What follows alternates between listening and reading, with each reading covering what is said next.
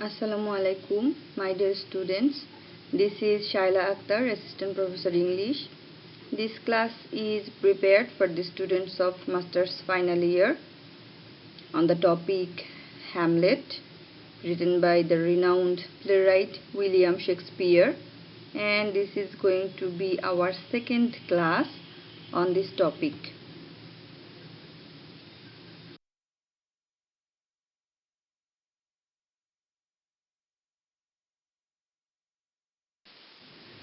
My dear students, now let's get introduced to the characters of the play Hamlet. The very first character is Hamlet himself, that means the tragic hero of the play, the tragedy. And Hamlet is the Prince of Denmark. He is a too noble man and large-hearted to live peacefully in this narrow world. The good in him exerts to shape the world in its own image. Hamlet is kind to the kind and cruel to the cruel. His cruelty too is a calculated one. And the emotional side of Hamlet's character is as important as his intellectual side. Now comes the character of Claudius. Claudius is the present king and the uncle of Hamlet. Claudius, the present king of Denmark and the husband of Gertrude, and Gertrude is Hamlet's mother. Though he is an evil man, he is not totally a monster. He has an ambition like Macbeth, which drives him to be a villain. But his love for Gertrude is deep and genuine. He might have murdered his brother not only to usurp his kingdom, but to have possession of Gertrude also. Now, the next character is Polonius, the father of Ophelia and Laertes. Polonius is described as a fool, and he is old and is in his second childhood stage. He is the Lord Chamberlain and right hand of Claudius, and he is presented as a comic character here. But Claudius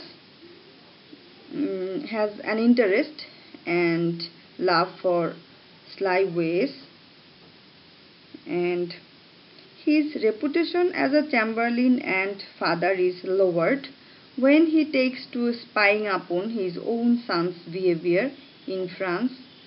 He thinks that to use a bait of falsehood in order to take a carp of truth is a token of wisdom and of reach, and it is his readiness to intrude in the affairs of others that brings about his downfall.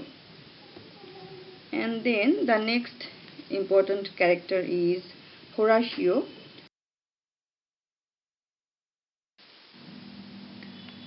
Now, Horatio is the only friend of Hamlet who remains loyal to the prince. He is a scholar but not a pedant. He is skeptical, rational, clear thinking, and the most honest character in the play. Though Horatio is a scholar, he is a skeptic. He doesn't believe in the existence of the devil and life after death. So he goes with his friend Marcellus at midnight to witness the appearance of the ghost. When he is convinced, it is he who tries to speak to the ghost, and still he is not convinced of its good nature and prevents Hamlet from following the ghost. But when Hamlet reveals the truth, he promises to keep it a secret. Now, the character Ghost. So the ghost is a prominent character in this tragedy. And the introduction of the ghost in Hamlet serves three main purposes of the dramatist. It introduces an element of mystery and fear and creates a tragic atmosphere in the play. It motivates the action of the play by imposing a task upon Hamlet, and finally it shows up the characters and produces a certain moral effect in them. And the ghost reveals the true characteristics of Claudius and Gertrude. It speaks of Claudius as an incestuous, adulterate beast, a seducer and a murderer, and it calls the queen as most seeming virtuous queen. With the ghost's description of the nature of Claudius and Gertrude, Hamlet and the spectators come to know them in their true colors. And Hamlet condemns Claudius as smiling damned villain and Gertrude as a most pernicious woman in his soliloquy. Now comes the character of Gertrude. Gertrude is the Queen of Denmark and Hamlet's mother in the same time. And she is a very weak woman but not an evil one. And throughout the play, more or less, she remains in the background and she is partly the cause for which the crime is performed. As a weak woman, her over-hasty second marriage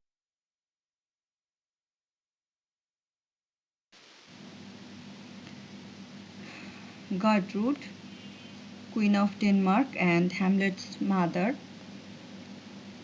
She is a weak woman but not an evil one.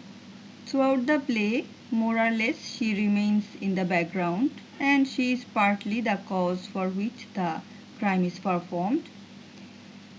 Her over-hasty second marriage shows her from the beginning to be a sensual, easygoing woman with no depth of character. But though she is weak and shows inconstancy by marrying Claudius within 2 months of her first husband's death, yet she seems to be innocent. She is innocent of her husband's murder, and it is proved by the reaction to the mouse trap. She is angry with Hamlet for upsetting Claudius but shows no signs of herself having a guilty conscience. Now comes the character Laertes. Laertes is he is an absolute gentleman and he is actually a contrast to Hamlet. And to make you remind that he is the son of Polonius and brother of Ophelia. So Laertes is the card or calendar of gentry and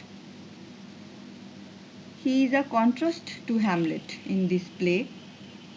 Throughout this play, Laertes offers a contrast to the character of Hamlet and he serves to intensify Hamlet's irresolution and his tragic character. He is a man of action whereas Hamlet is speculative. Laertes follows evil means to take revenge, but Hamlet never thinks of evil deeds. With Hamlet, revenge is a religious duty, but with Laertes it is a matter of honor. So, though both are kept in contrast to each other, their sole aim is to avenge their father's death, and the ending is the same. Both avenge their father's death at the cost of their own lives.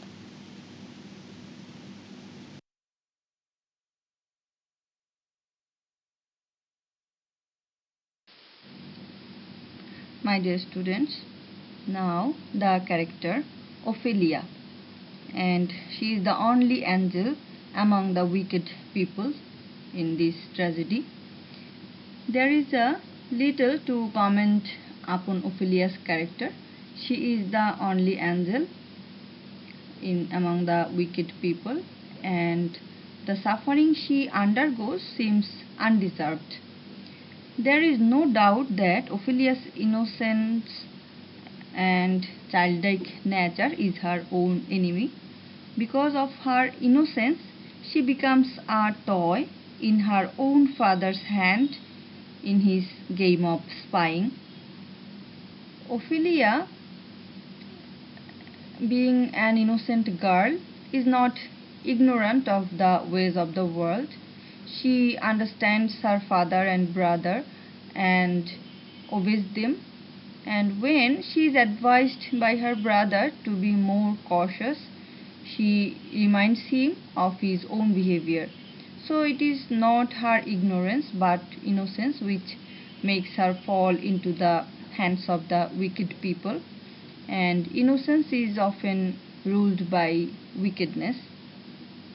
And her love and affection for Hamlet and Polonius is so deep that when she was deprived of Hamlet's love and Polonius's life, she loses her senses and becomes mad.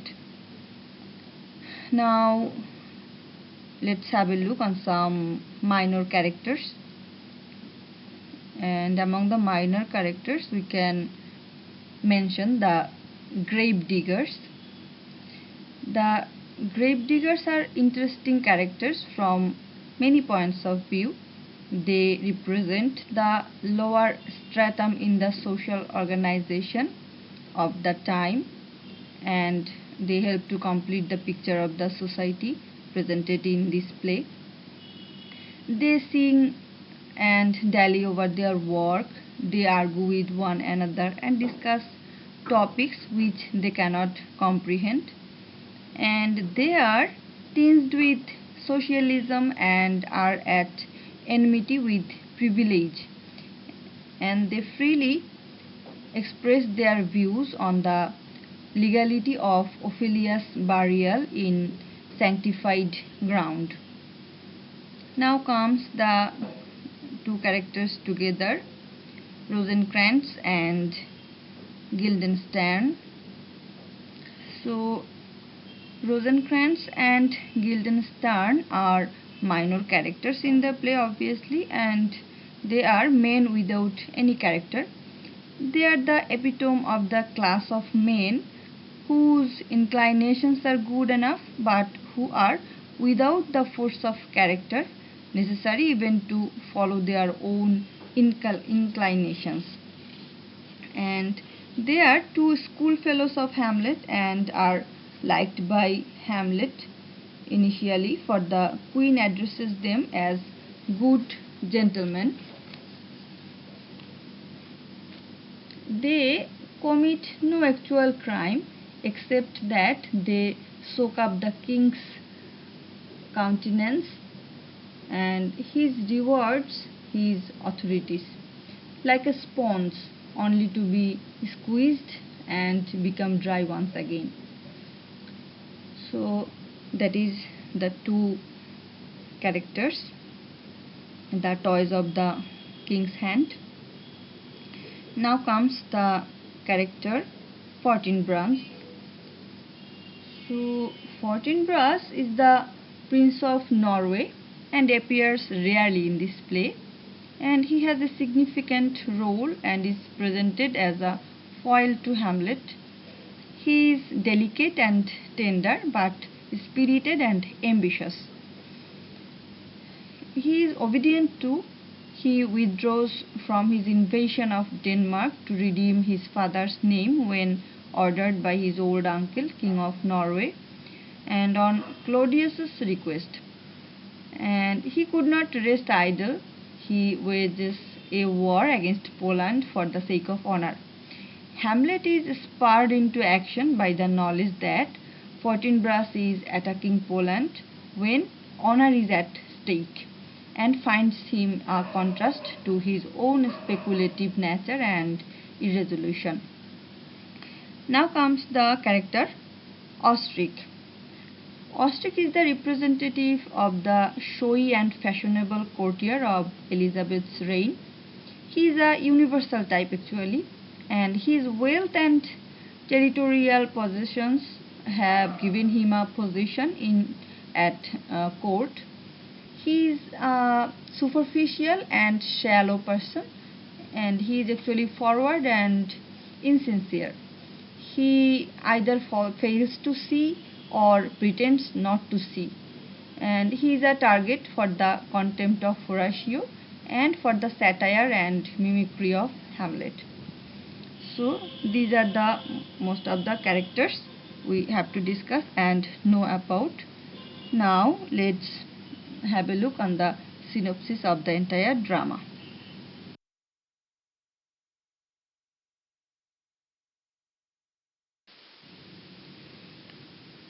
Now, synopsis, that means we are going to see whatever is going to happen throughout the tragedy.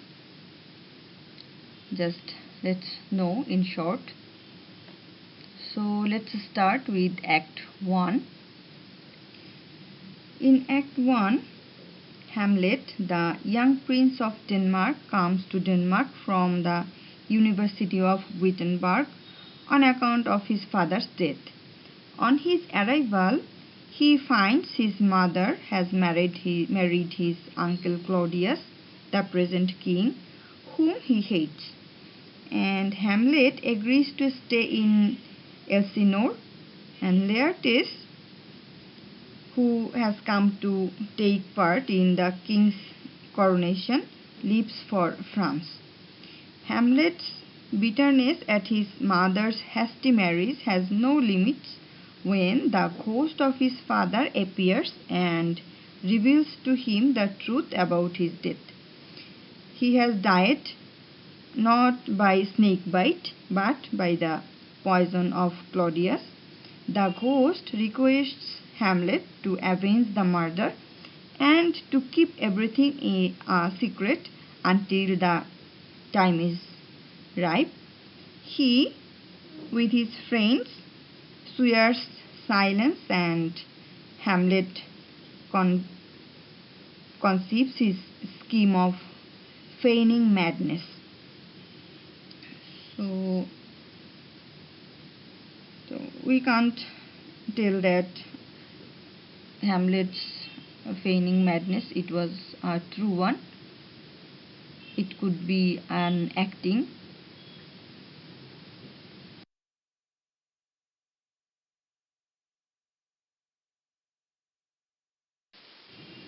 Now let's go through Act 2. In this act, Polonius appoints Reynaldo, a friend of Laertes, to deliver some cash and letters to his son, who is in France, and asks him to spy on his own son's behavior. And Ophelia enters and informs him about Hamlet's madness, that Hamlet visited her with a look so piteous in purport as if he had been loosed out of hell. Polonius now believes that Hamlet is mad for the love of his daughter and informs the king, Claudius. But Claudius suspects the reality of his madness and sets two spies, Guildenstern and Rosencrantz, to keep watch on Hamlet's behavior. And Hamlet, with a troupe of players, plans to arrange a play with a story which is similar to that of his father's death as told by the ghost, and watch Claudius's reactions for evidence of guilt. And in the meantime, Claudius gives his consent to young Fortinbras to march through his country to attack Poland. And Act 2 contains only two scenes.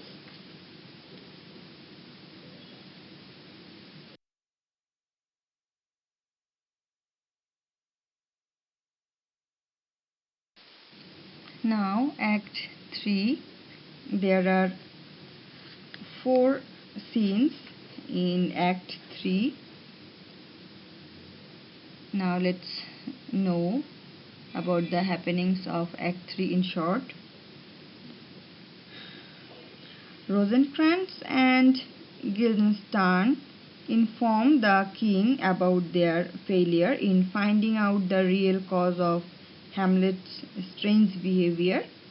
That means they failed to discover the reality of Hamlet. As devised earlier by Polonius, Claudius and Polonius hide themselves and overhear the lovers' talk, and Claudius is convinced that some deep thought other than love is the cause of his madness, but Polonius is sure of ecstasy of love being the root cause. Claudius once again sets Rosencrantz and Guildenstern to probe into Hamlet's mind to find out his true nature. Hamlet gets the play enacted and it alarms Claudius, and he orders the stoppage of the play and leaves the hall. Convinced of his guilt, Hamlet now wants to take revenge against him, and bound by morals, he does not avail of an opportunity to kill Claudius because at that time he was at his prayers.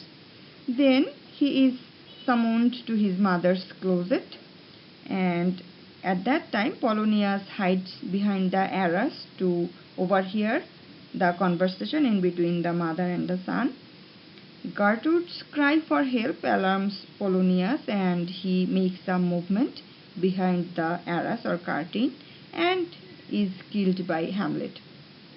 So now Gertrude regrets her shameful actions, and the ghost makes its appearance again to spur Hamlet on to his final action. The ghost is invisible to Gertrude's eyes, but Hamlet's talk with the ghost makes her believe that her son is quite mad. So she informs Claudius of the whole episode, and Claudius decides to send Hamlet to England with 2 of his servants and get him killed on the soil of England.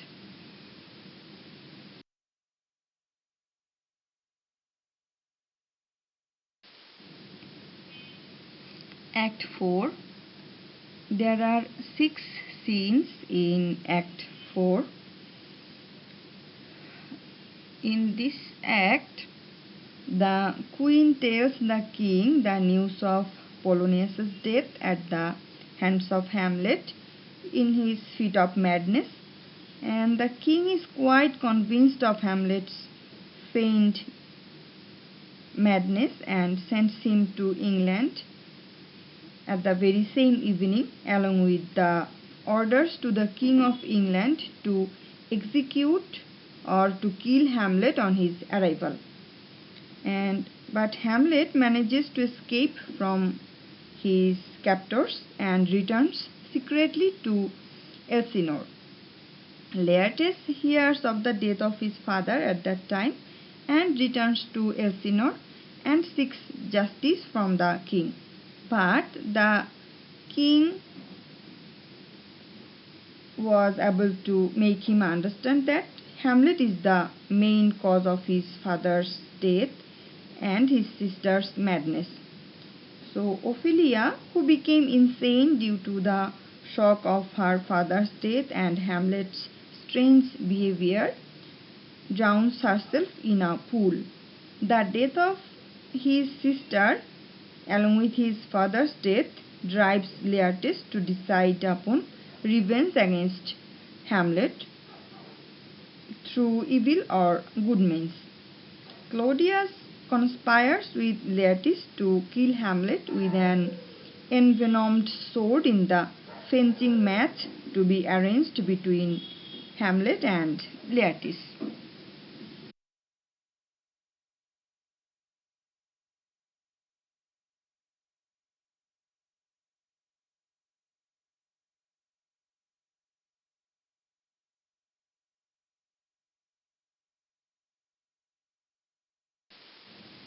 Now, Act 5. There are only two scenes in Act 5, and the first scene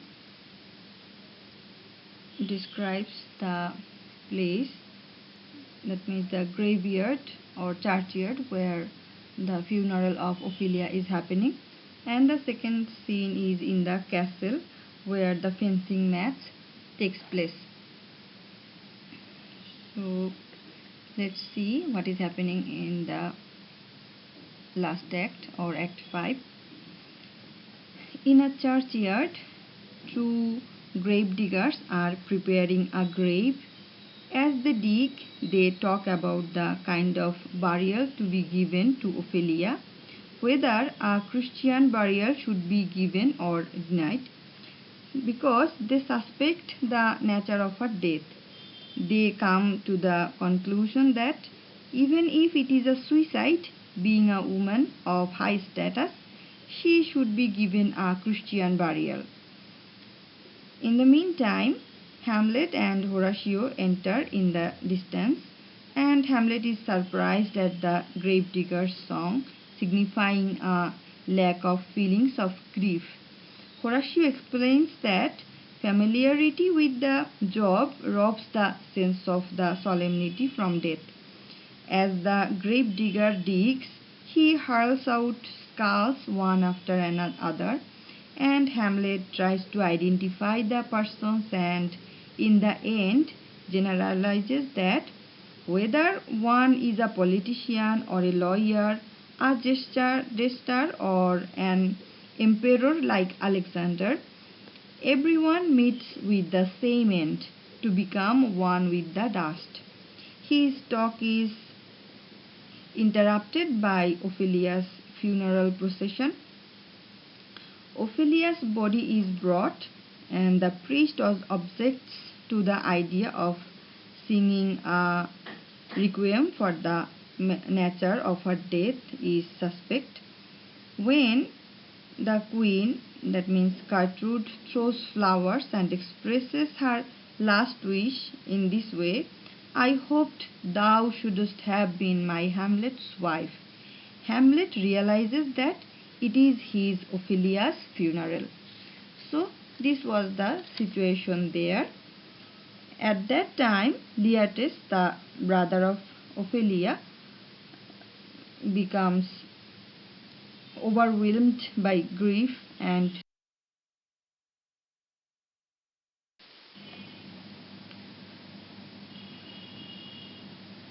at Ophelia's funeral, Laertes, the brother of Ophelia, becomes overwhelmed with grief and throws himself into the open grave of his sister and wishes to die with her. But Hamlet becomes offended at his grief because his love for Ophelia is such as 40,000 brothers could never feel. So he too follows Laertes, and there a short scuffle between the two starts. With much difficulty, they are separated. This paves the way for the fencing match. In the first two rounds, Hamlet wins, and Claudius offers him the poisoned drink prepared for Hamlet. But Hamlet refuses, and Gertrude drinks it to celebrate her son's victory and dies. In the third round, Laertes wounds Hamlet with the poisoned rapier, and in the ensuing confusion, they exchange rapiers, and Laertes too is wounded with the same envenomed rapier.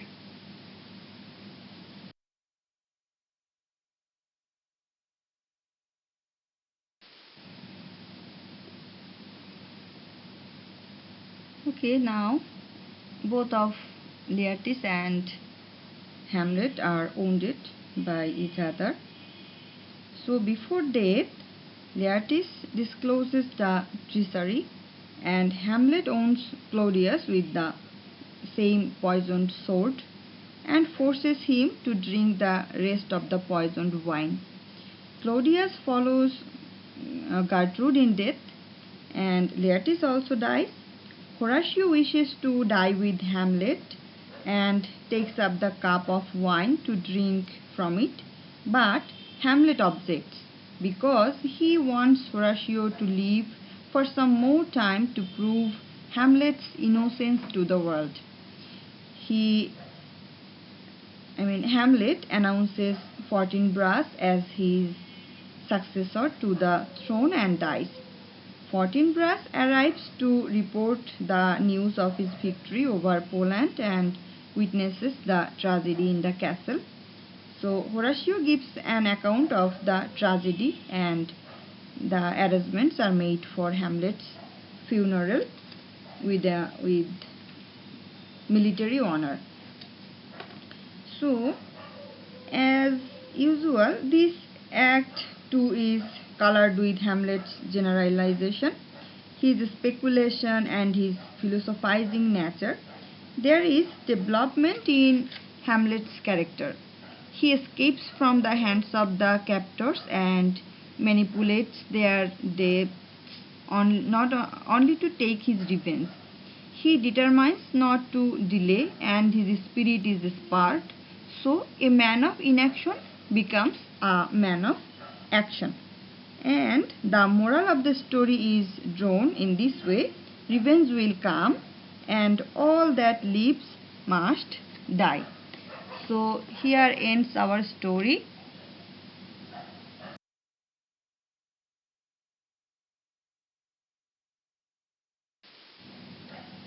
My dear students, here ends our today's class. Very soon we will be together with another class. Till then, stay safe, stay home. Thank you.